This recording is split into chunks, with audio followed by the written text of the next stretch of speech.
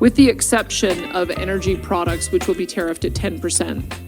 These tariffs are unjustified and a clear breach of the North American Free Trade Agreement, or CUSMA, that was signed by President Trump during his first term. This economic attack on our country, combined with Mr. Trump's continued talk of using economic force to facilitate the annexation of our country, has broken trust between our two nations in a profound way. It is a betrayal of a deep and abiding friendship.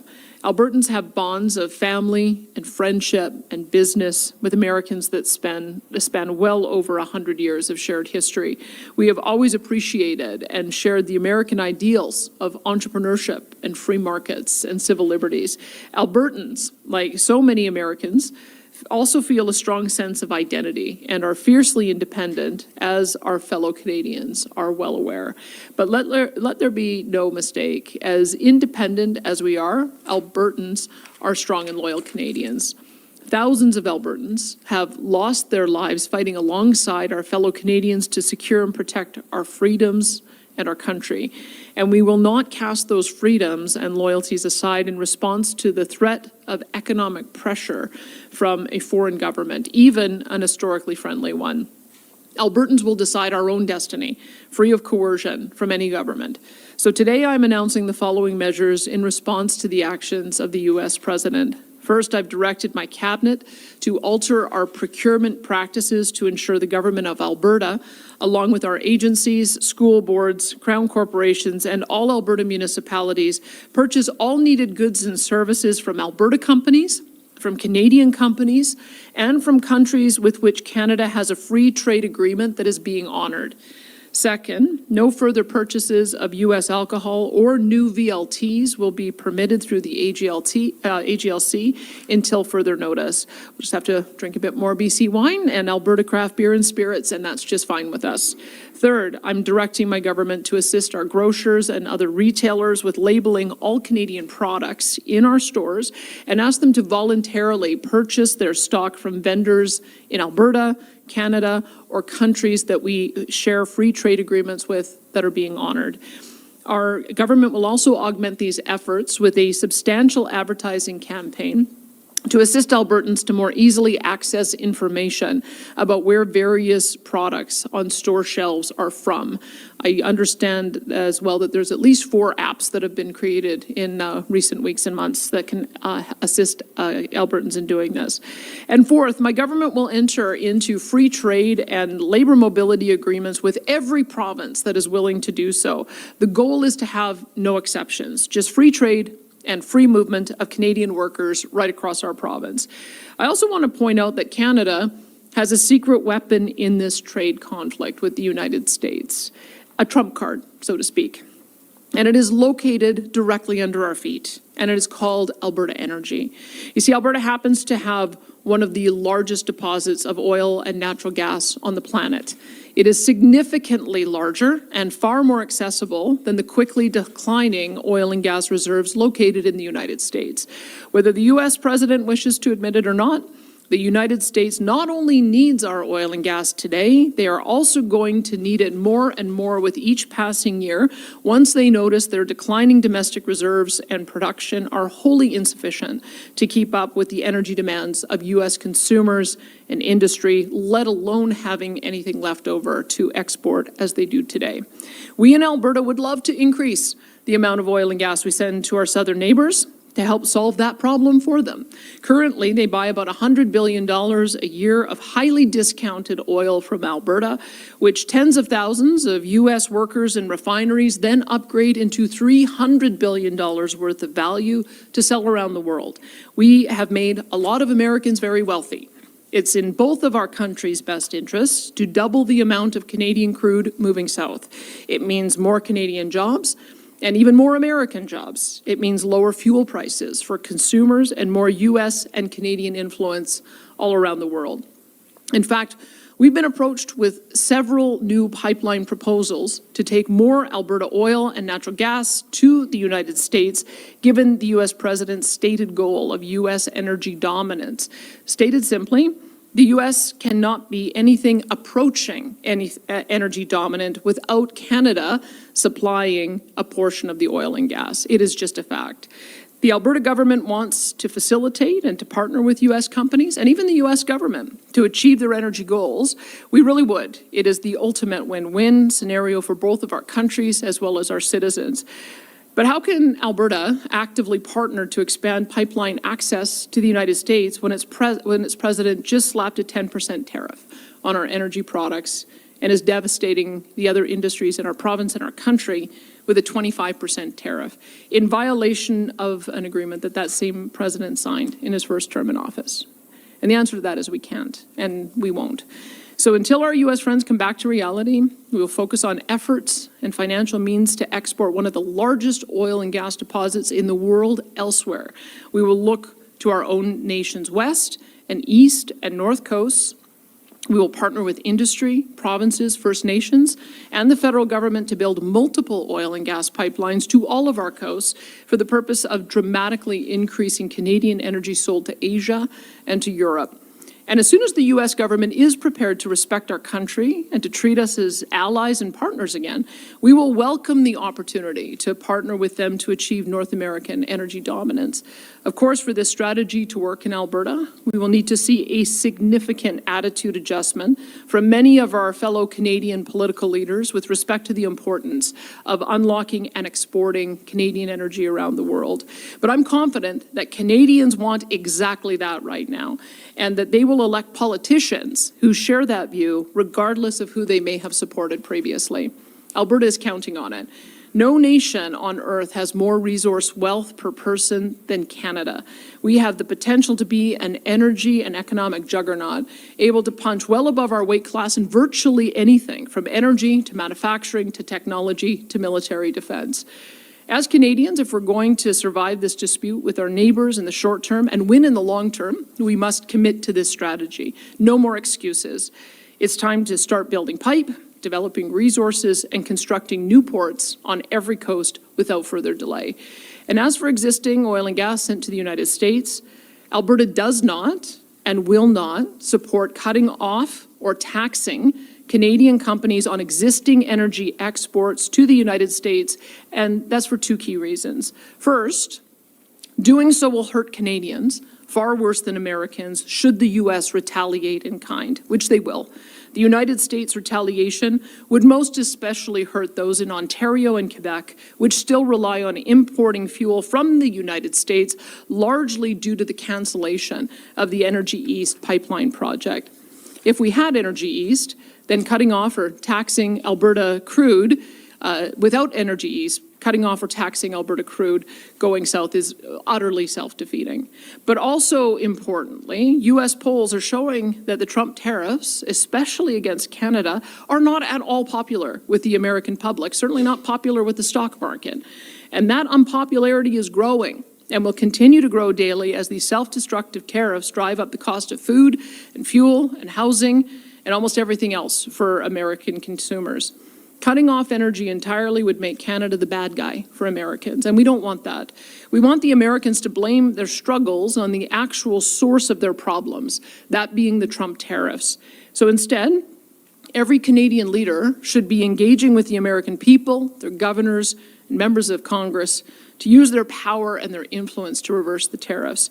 To that end, I'll be traveling to Houston next week to continue that push. After all, the friendship and bonds between the United States and Canada are far deeper and more lasting than any one person or government. And as upset as we are, our quarrel should never be with the American people. They are our friends and family.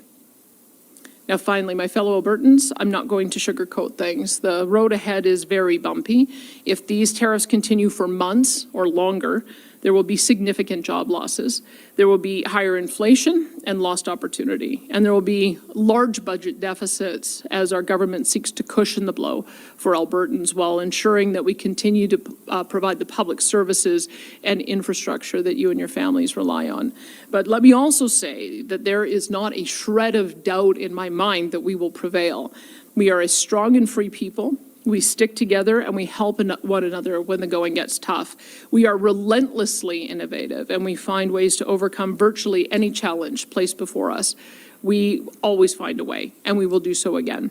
And oddly enough, this crisis may ultimately result in our province and our country becoming more unified, more prosperous, and more powerful than ever before. Make Alberta and Canada remain forever strong and free. And thank you for that. And now I'd like to turn things over to Minister Mike Ellis for an update on our interdiction patrol teams. Thanks, Premier. Well, thanks, Premier.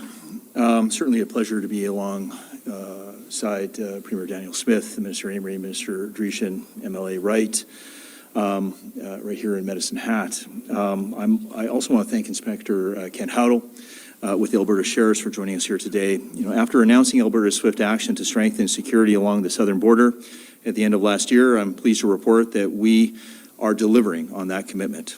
In the short time since Alberta's government has deployed considerable resources to get boots on the ground as quickly as possible, I'm very proud to announce that today the new Alberta's Sheriff's Interdiction Patrol Team is playing a very key role in our ongoing efforts to stop drugs, gun smuggling, human trafficking, and other illegal border crossing activities. Currently, we have 20 members that have been assigned to the IPT patrol between entry points along Alberta's side of the border, with the remaining 31 to be fully deployed in the coming months. They're already making a very significant difference and an impact on crime that is traveling in both directions. I can assure you that our portion of the border in Canada is secure, as they continue to focus on known hotspots of illegal activity and keeping a watchful eye over anything suspicious. Most of these sheriffs are also trained to conduct commercial vehicle inspections, allowing us to bolster operations at vehicle inspection stations as well as other area highways.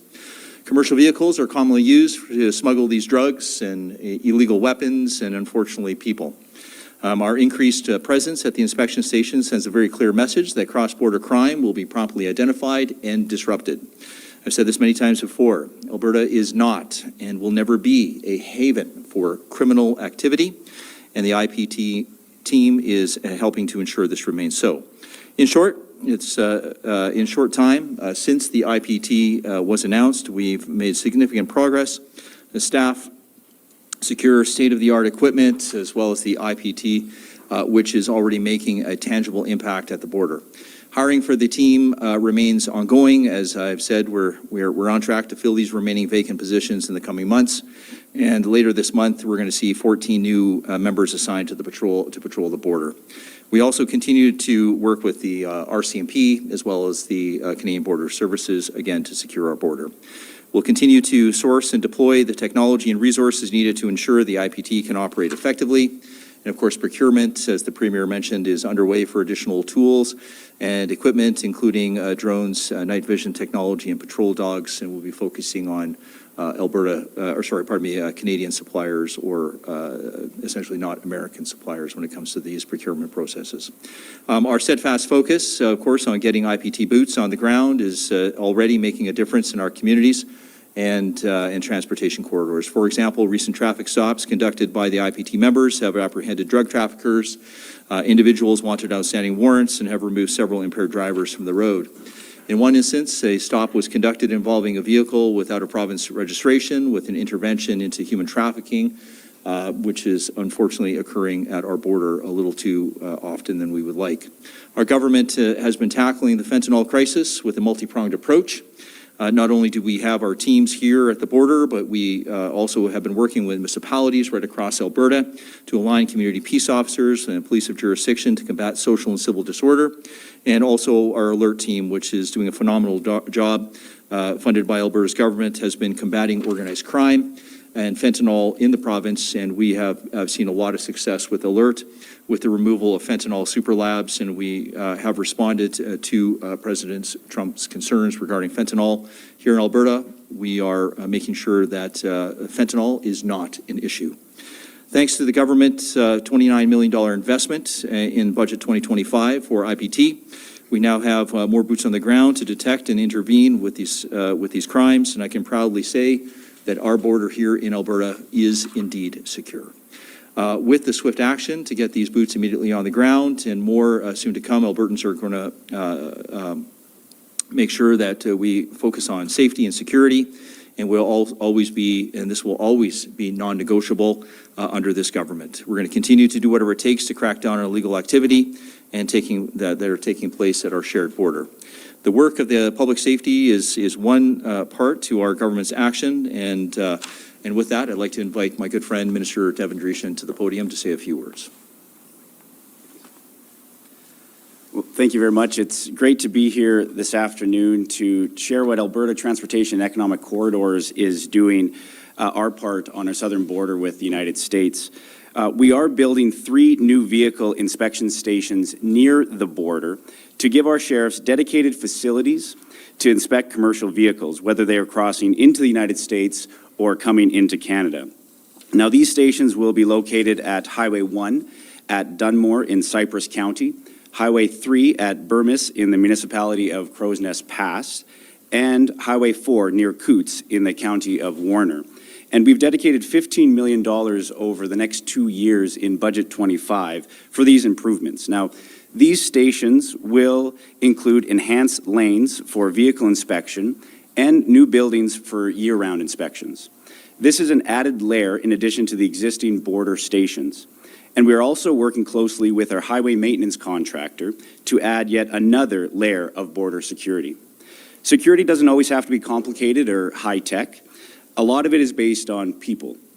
And sometimes all that is needed are an extra set of eyes. And that's why Volker Steven, our provincial maintenance contractor along the border, will be training their operators to be on the lookout for irregular activities near the border during their highway maintenance work.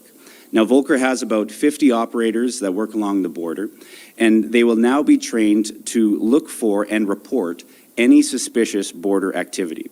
And I'd like to thank Volker for working with us on this important initiative to secure our border. Now, border security is a priority, and we're doing our part to improve surveillance through these new vehicle inspection stations and with our highway maintenance contractors.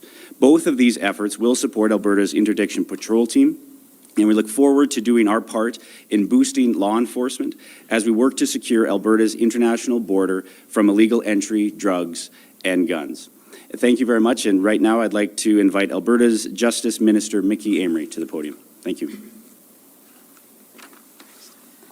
Well, thank you, Minister Dreeshen. It's certainly a pleasure to be here to join Premier Smith, Minister Ellis, Minister Dreeshen, Justin Wright, for today's update on how Alberta's border security plan is curbing illegal activities at the Alberta-U.S. border. Along with the border security measures that Minister Ellis has been describing, Alberta's government committed in December to creating a 2-kilometer deep zone to be designated as essential infrastructure under the Critical Infrastructure Defense Act. I'm pleased to report that we moved quickly to fulfill that commitment.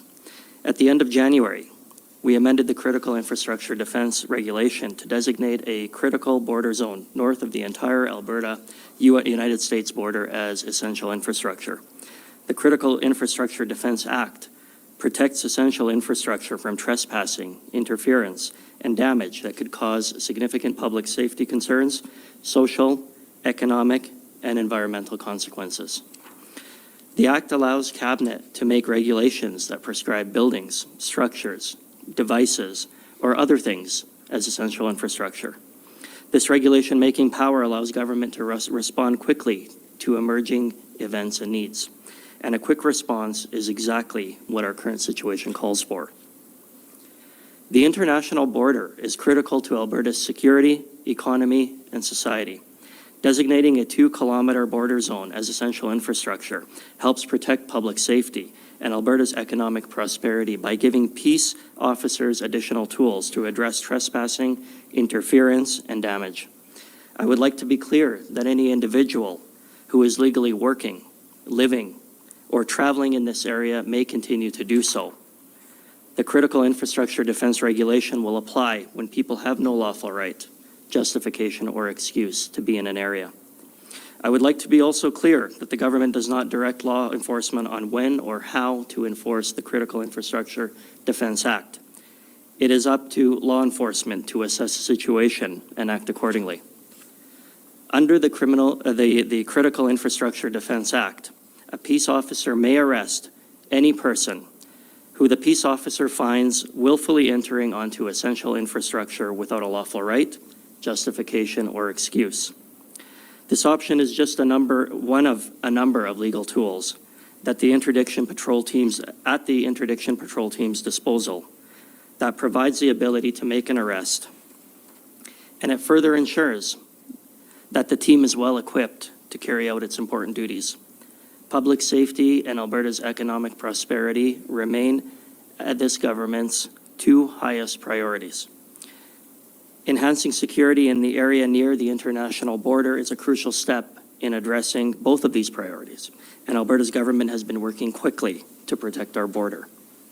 However, more needs to be done to increase public safety and crack down on the illegal activity that is happening. In February, I, along with the Premier, called on the federal government to repeal Bill C-5 in full and reintroduce mandatory minimum sentences for Controlled Drug and Substances Act offenses. If the federal government refuses to take these actions, we call on them to provide us with the federal funding required for Alberta to take over all prosecutions under the Controlled Drug and Substances Act. With the proposed transfer in federal funding, we are confident that we can meet the demands of these prosecutions should the federal government continue to fail to do so. Our prosecutors have, and they always will, answer the call to ensure that Albertans' safety is at their top priority. Last week, Budget 2025 was introduced, and if passed, will represent a 5% increase to Alberta's Crown Prosecution Service funding. This increase will support recruitment and retention of additional Crown prosecutors so they can continue to effectively manage caseloads and ensure viable criminal cases are prosecuted. This increase will also support the creation of a human trafficking unit, which will be tasked with prosecuting human trafficking-related charges and support police and victims of crime. Whether we are strengthening border security, calling on the federal government to toughen its approach to crime, or investing in the Alberta Crown Prosecution Service, we will continue to make sure that those convicted of criminal offenses are held accountable for their actions so that Albertans can continue to feel safe in their communities. Thank you. I'll introduce Inspector Howdle now. Thank you. Good afternoon. Thank you, Minister. I am pleased to share that we have significantly strengthened the security at Alberta's southern border. I'd first like to extend my sincere thanks to the RCMP and Canada Border Services Agency for their continued work enhancing the safety and security of our border in coordination and collaboration with the Interdiction Patrol Team. These collective efforts have played an essential role in many successes that we've seen since the start of the year and which we expect to see in the future. As Minister Ellis mentioned, we are rapidly building out the Interdiction Patrol Team with a goal of staffing 51 specialized positions in the coming months. By mid-April, we expect to have 34 sheriffs assigned to the team to patrol entry points along the Alberta side of the border. Recruitment for support staff positions, including dispatchers and analysts, is underway. Many of these sheriff positions will be drawn from Sheriff Highway Patrol, whose members have extensive experience investigating criminal offenses and specialized training in conducting commercial vehicle inspections, which have already been proven to be crucial in our progress. Currently, all access points, township roads, range roads, south of and including Highway 3 to the Canada-US border are being actively patrolled by the IPT. Equipment procurement remains a critical ongoing part of this team's success. Our members need and will have specialized gear required to ensure operational agility and accuracy through the southern border region. In addition to night vision equipment to assist the team in their 24/7 operations, work is underway to procure all-weather drones and with infrared capability, as well as trained canines. This includes training for members from within the team to fill specialized roles, such as dedicated drone pilots and dog handlers. Having significantly increased our capacity since the new year, we are already seeing positive results of our bolstered patrol presence. As of today, the interdiction patrol team members operate in 2 mobile, 7-member patrol teams deployed mainly from Medicine Hat, Lethbridge, and Burmis. 6 other members work in teams of 2 deployed at the vehicle inspection stations located on Dunmore on Highway 1, Burmis on Highway 3, and Coots on Highway 4. These teams operate in staggered shifts to increase operational coverage of the stations. The instances of criminal and illegal activity uncovered since the interdiction patrol team began operations speak to the need for continued vigilance and swift-acting law enforcement, as well as the effectiveness of increased and enhanced vehicle inspection capacity. Recent traffic stops conducted during the team's interdiction and border security patrol duties have led to the apprehension of 3 separate individuals in the possession of cocaine with the intent to traffic. In another instance, a stop involving a Quebec-registered vehicle led to the discovery of a person being trafficked. As a result, an investigation has since been opened and remains ongoing. So far, traffic stops have taken 34 impaired drivers off our highways and roads and led to the apprehension of individuals wanted on outstanding warrants. Additionally, team members also continue to provide operational support to the RCMP and CBSA, to date having assisted with investigations related to 4 northbound vehicles that failed to stop at border entry points for inspection. These instances are clear proof that the interdiction patrol team's presence in the area is playing an important role in both disrupting cross-border criminal activity and maintaining safety and order that surrounding communities depend on. The IPT reflects Alberta's steadfast commitment to combating illegal activities and ensuring security along our shared border. As implementation continues to progress, we can expect further successes as Alberta sheriffs work diligently to confront the problem of cross-border crime. Thank you. Thank you, Ministers, Premier, Inspector. Premier, if we come back to the mic, we'll start off our media Q&A now. We'll start off with questions in the room here at the mic before we move over to the phones. And I'll take the first at the mic, and just a reminder, we'll be taking 1 question and 1 follow-up. Go ahead. Jordan Cannigan with CTV News. I have a question for the Premier, and then perhaps Minister Ellis wants to talk about this as well. We heard a lot today from both the President and the Press Secretary for the President talking about fentanyl and the issues the United States is having with that. The Press Secretary, for instance, today saying that there's been a 2,000% increase in the amount of fentanyl coming from Canada into the United States. I don't know where those numbers are coming from. I don't know if you can dispute those numbers, but how confident are you that the actions that you're taking here in Alberta will address that and at least appease some of those questions that the President seems to be having? Sure. I mean, I don't say it lightly when I say our border is secure. Now, look, do we have a fentanyl crisis in North America? For sure. As previously noted by the RCMP, we have over 4,000 organized crime groups that have set up shop in Canada. We have, as confirmed by the RCMP, we have become a net exporter of fentanyl, so that is a concern. However, I can tell you that our Alberta law enforcement response teams have been working very closely with the DEA, as an example, to make sure that that border is secure and that they're stopping the flow of drugs from Canada into the United States. But remember, I've said this before a long time ago, this is a two-way street. There's a lot of drugs that are coming from the United States, especially cocaine, into Canada. There are illegal guns that are coming from the United States into Canada. And there's also the human trafficking, right, that is coming from the United States into Canada. The 4 people, I believe, that were fairly recently caught were not going from Canada into the United States. They were going from the United States into Canada. So I would hope that the President shares with us our concerns regarding the border. Certainly in Alberta, we are doing our part to secure the border. I would certainly ask that the President do his part to secure the border as well. And maybe if I can ask the Premier to answer that question as well. Yesterday on CNBC, you also talked about how it appeared that the President was moving away perhaps from the fentanyl issue. Today, again, it comes up. A second part of my question is about the being against export tax and whether Canada should consider that at all. What is Alberta willing to do if the federal government does put in some type of export tax or decide to cut off energy to the U.S.? Well, an export tax would be a violation of the 1977 Pipeline Treaty. We've committed to not tax the content of energy products going down to the United States, and I would hope that the federal government would abide by Alberta's wishes not to unfairly tax our jurisdiction. I know what an export tax would mean. $150 billion worth of product taxed at 25% would generate $40 billion for Ottawa. That would then be spent on Ottawa's priorities, and I have absolutely no interest. You will notice that when Doug talked about adding a surtax, he wasn't talking about Ottawa adding an export tax that then would be collected by Ottawa to be decided where it was going to be spent by Ottawa. He's adding that tax so that he has the ability to keep those dollars in his own province to be able to defray any of the damage on his own people. So I would say it is not on. It's not been on from the beginning.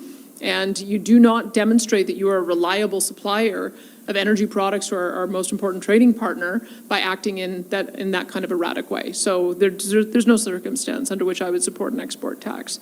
The other question you had was? I was just wondering about, it seems to be the goalposts are moving all of the time. It's not, it's not that the goalposts are moving. It's that he has two different tariffs that he's charging. One tariff is related to border security and fentanyl. And that's what we're dealing with now with the 2510 tariffs.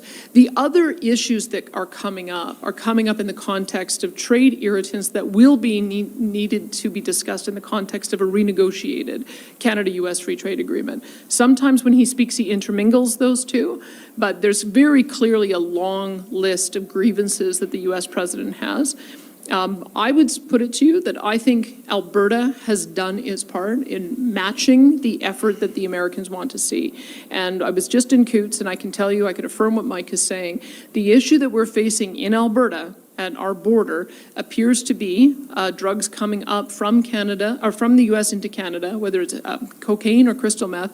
The issue of migrants seems to be exclusively people coming across from the United States into Canada.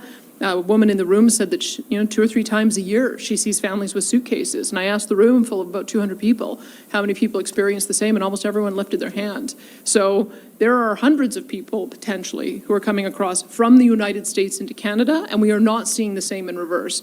So what we are asking for is some recognition that with the additional enforcements we put at the border, our interdiction teams, the sniffer dogs, the vehicle inspection, the drones, and the Black Hawk helicopters, that's a demonstration that we're doing our part. We're wanting the U.S. to match our efforts as well.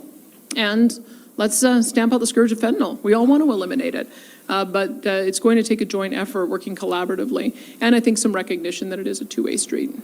Thanks, Jordan. We'll go to our next at the mic. Hi there, Colin Gallant with the Medicine Hat News. You had said that your government was looking through some proposals for several pipelines to the United States, and that eventually, when this is all cleared up, you'd be welcome back that relationship.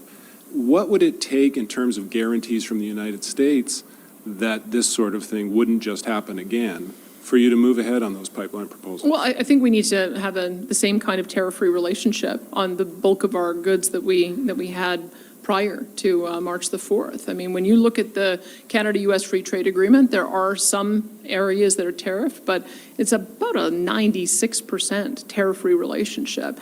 And I think that there's a few things, obviously, that the American administration wants to address in future negotiations, but that's the forum to address them, not by unilaterally tearing up agreements that we had that we thought we'd negotiated in good faith. So I gather there's been some movement today.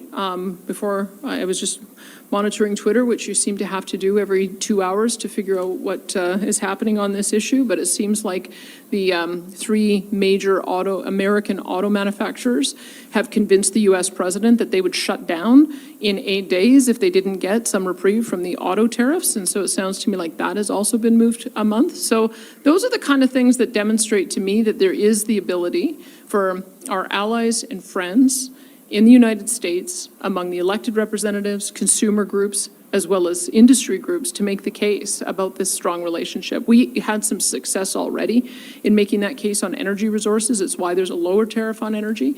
It sounds like there's been some success on the auto sector in getting to that point as well. And I think it's up to all of us. We have to, the next big issue, of course, is going to be on food products, manufactured goods, intermediate goods. But that's what I would like to see. I think we are all working for a virtually tariff-free relationship, and I hope we can get there sooner rather than later. Okay, and just to follow up, somewhat related to interprovincial trade barriers, you said you're open to all issues, I suppose. Now, a lot of these in the past have been pretty provincial jurisdiction areas that you've held pretty tight. It's a sort of a foundation of your government to increase provincial jurisdiction. And if you're asking the federal government and other provinces to come to the table on pipelines, is there something you're willing to maybe step back or work with or move on in order to make that negotiation work? The only issues that where we have unilaterally eliminated interprovincial trade barriers faster and more fulsomely than any other province. So the areas where we still have some additional protections are around hazardous goods, the issues of royalties, and there's 7 professions where we have a higher level of training. I'll give you an example. We allow dental hygienists to do anesthesia. Anesthesia is very dangerous, so you need to have extra training for that. And so there is a little bit of work we need to do on the 7 professions where we have a higher level of training, but there's no reason why we can't have people come here and work and then be able to get that extra training. They need to do those extra services. I think those are things that can be overcome, but there are very few areas where we have barriers. We actually have electricity would be one example. We have no barriers on electricity. It's the other provinces that do. We're the only province that has a free enterprise system on electricity. But getting that agreement would involve some sort of major negotiation, wouldn't it? Well, we would just ask everyone else to I mean, I think that's a question for other premiers because they're the ones who don't have a free enterprise system for electricity. We do.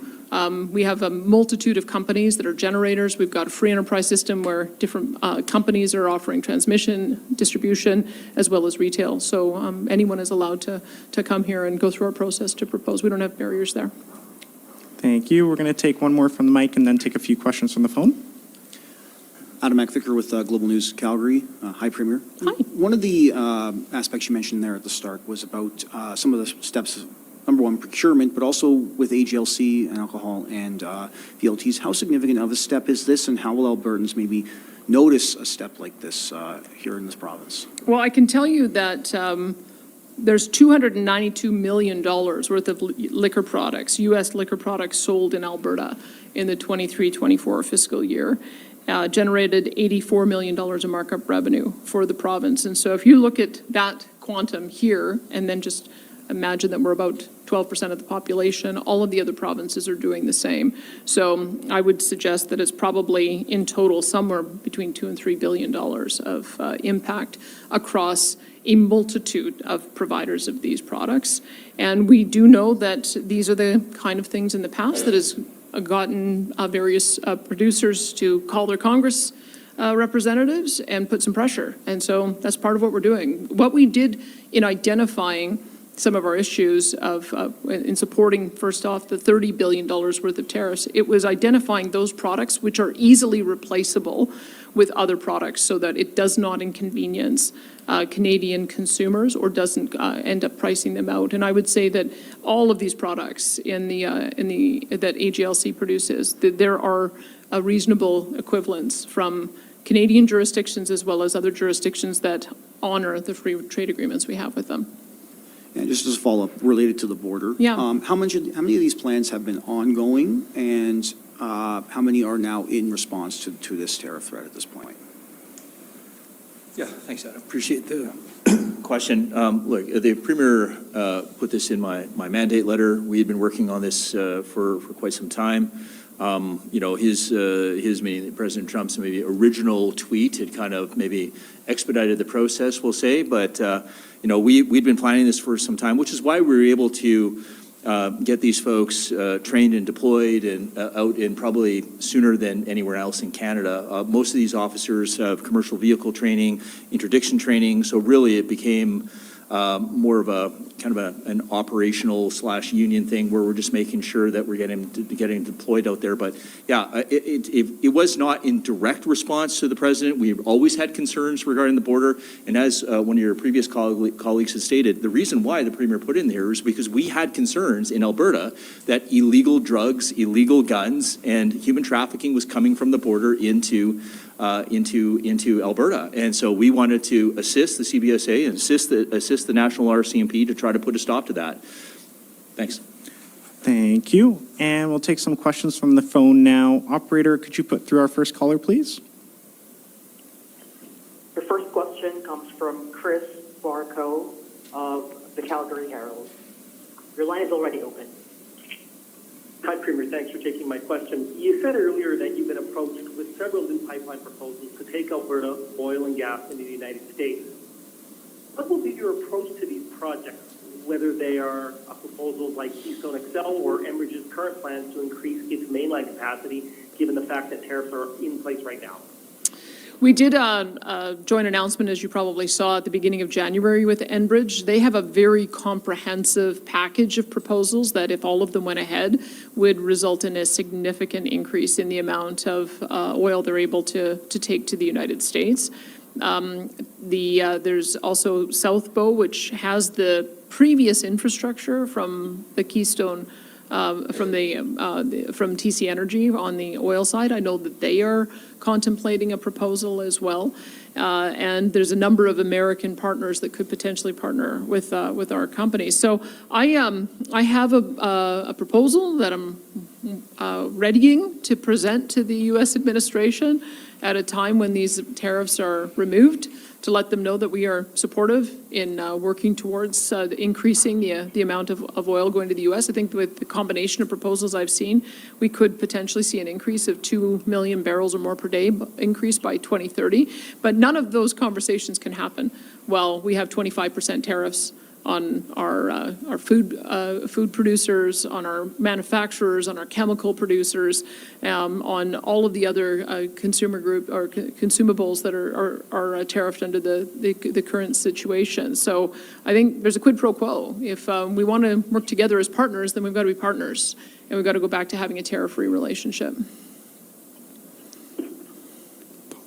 Just to follow up, you've preached consistently an approach about diplomacy with the United States over the last couple of months.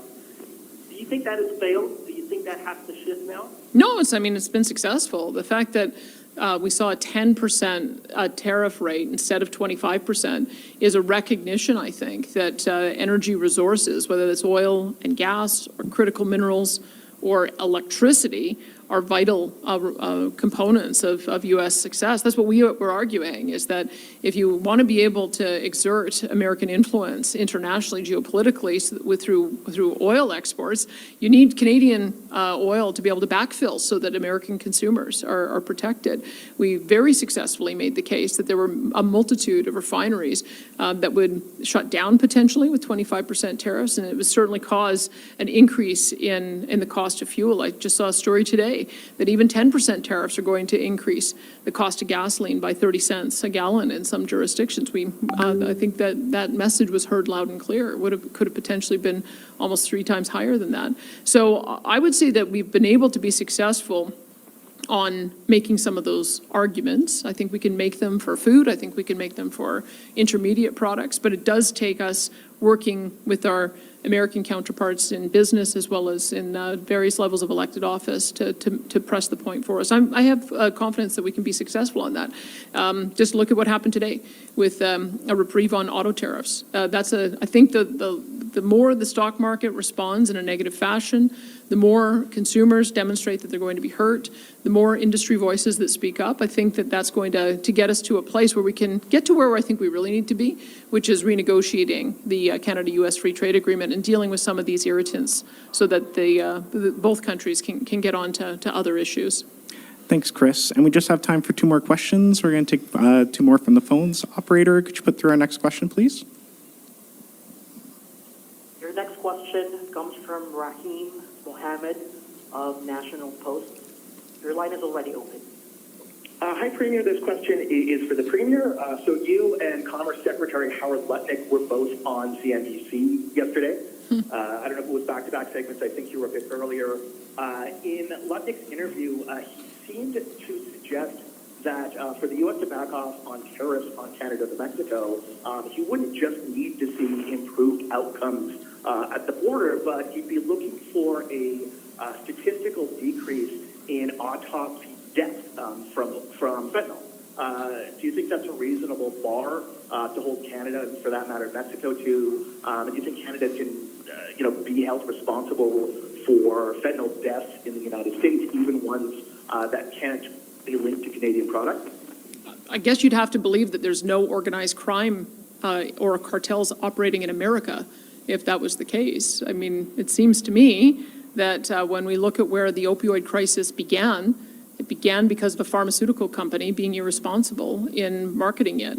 And I'm talking about Purdue Pharma, which has had a multitude of lawsuits filed against it. So I would say that a lot of this problem started in the United States, and it's morphed into being an international problem. But the Americans have to take responsibility for the fact that they are also a net exporter of cocaine, crystal meth, and they are responsible for this as well. Like I can't stop all the deaths from happening in the United States. They've got to do some of the work on that too. We can certainly decrease them.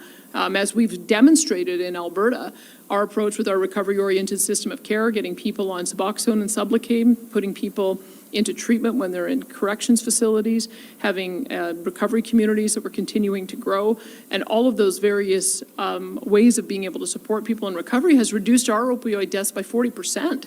And so that's after 6 hard years of work. So I think if the answer is going to be no one ever dies from any type of drug, if that's going to be the bar, then I think we're going to have we have to have a bit of a reality check. We all have to be doing our part, but I think the Americans also have to accept that some of this is their responsibility too. And also yesterday, Premier Doug Ford, unrelated follow-up, indicated that he's had conversations with your Saskatchewan counterpart, Scott Moe, about leveraging Saskatchewan's potash and uranium as part of a Team Canada response to tariffs. Have you had similar discussions with Premier Moe, and do you think that this would be a good course of action, given the sorts of promises Donald Trump has been making to American farmers about their prosperity?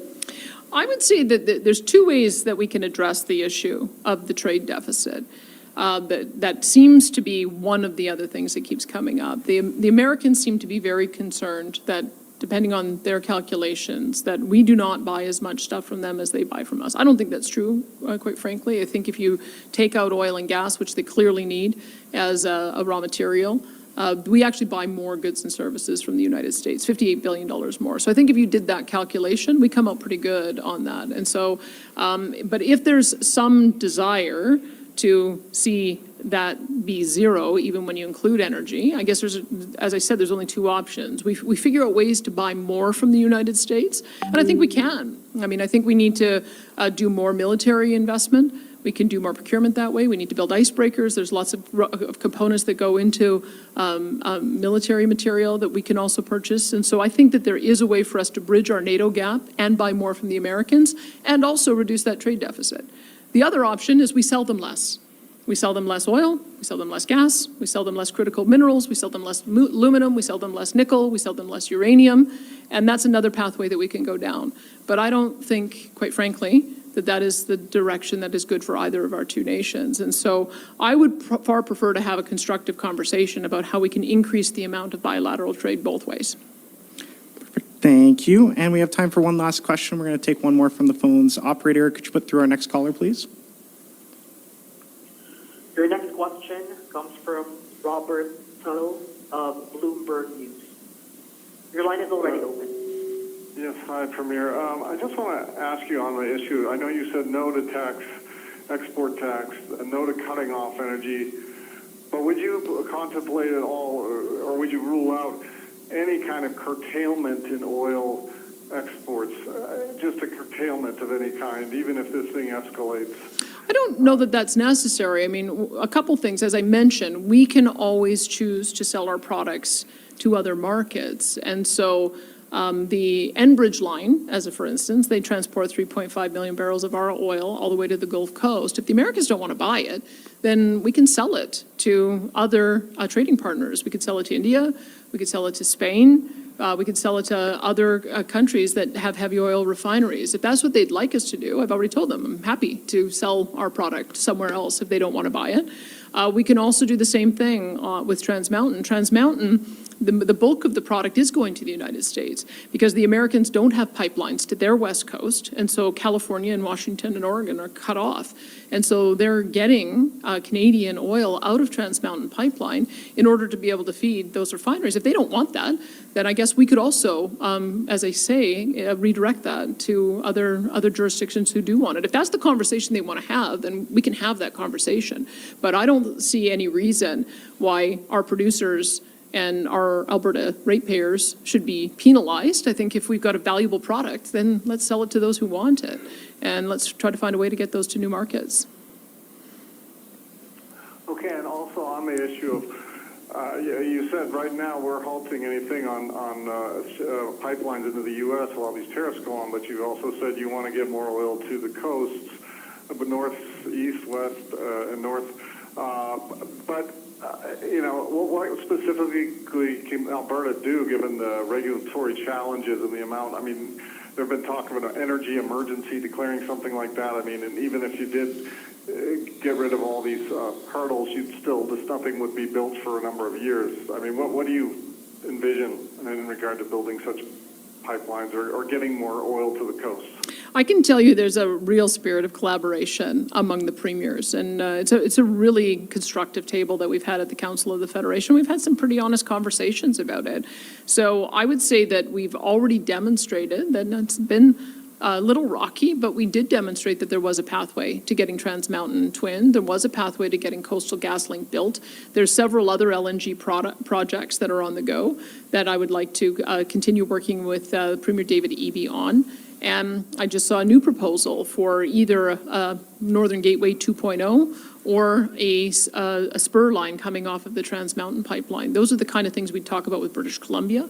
I know that Nunavut and Northwest Territories are collaborating on trying to get Grays Bay developed, and that could be an avenue for us to not only get infrastructure for rail and roads up there, but also infrastructure for pipelines. So that's a second project that we'd be looking at. I know that Ranch Pillay is very keen on trying to develop an A2A option where we could go up through the Yukon into Alaska. That's another potential for us to consider in collaboration with our Yukon friends. We've got shored up infrastructure at Churchill that Premier Wab Kinew has developed. That becomes another option potentially with the economic corridors that Devin Dreeshen negotiated with Saskatchewan and Manitoba. James Bay is another way that you could get a spur line going up into the Hudson Bay that would allow for us, especially with icebreakers that we could get from Quebec, to be able to clear the way to have a pathway to go to Europe. And there is a potential for an Energy East 2.0 as long as it doesn't go through Montreal. If we can find another route that could go through an area that is a lot more open to that and open up Quebec's substantial natural gas resources, there's lots of opportunity. And I can tell you that I don't think I've ever seen so much cross-country enthusiasm for talking about restarting some of these projects. The polling that I saw suggests that the support for things like Energy East is well over 70% in every region of the country. And so I think that the next federal government is only going to win if they commit to building more of this kind of infrastructures to the benefit of all Canadians. So I think there's been a sea change in attitude. Perfect. And I think we have one time for a quick question from the mic in the room here. Great. Annie from Radio Canada. I was wondering, do you have any financial aid that you plan to do to help Albertan or small company affected by the tariff? I'm talking about the farmers, the beef producer. Right. So remember how tariffs work. They're levied by the federal government. So all the money goes to Ottawa. So with 25% tariffs on $30 billion worth of goods going up to $155 billion of goods, depending on how long those last, that could generate potentially $30 to $40 billion that go to Ottawa So Ottawa has the means to be able to support the industry, whether it's through an enhanced employment insurance program, which they've already committed to do. They are going to support job sharing so that it's easier for workers to stay employed. That's one thing that they have advanced. We're going to make sure that we are staying close to our industry and getting them to tell us the kind of things that they would need for support. A couple of the things we might need is liquidity support. So if the federal government can offer some low-income bridge loans, either to maintain operations or to help transition into new markets or new products. We've also heard as well investing in better export infrastructure. If this is going to be a long-term approach, then we're going to need more ports, we're going to need more rail, we're going to need more roads. I would think that that would be one of the things that would help our business. New technologies as well, so being able to, having Ottawa assist industry and being able to adopt new technologies that will also allow them to access new markets. Market expansion, of course, they have mechanisms to do that through things like the Export Development Corporation and BDC, so we would hope to advocate for some programs like that. And then additional worker support if we find that we're seeing layoffs. And so I would, what we're doing is we've got a number of industry tables that are telling us feedback, and then we'll be advocating for some of those federal dollars to be able to come and support those industries.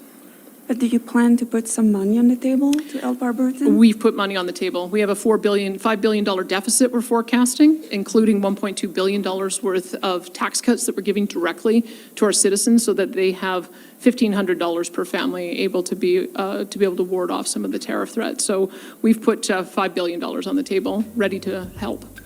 Perfect. Thank you, Annie. And that's all the time we have for questions today. Thank you, everyone, for joining us. Baby,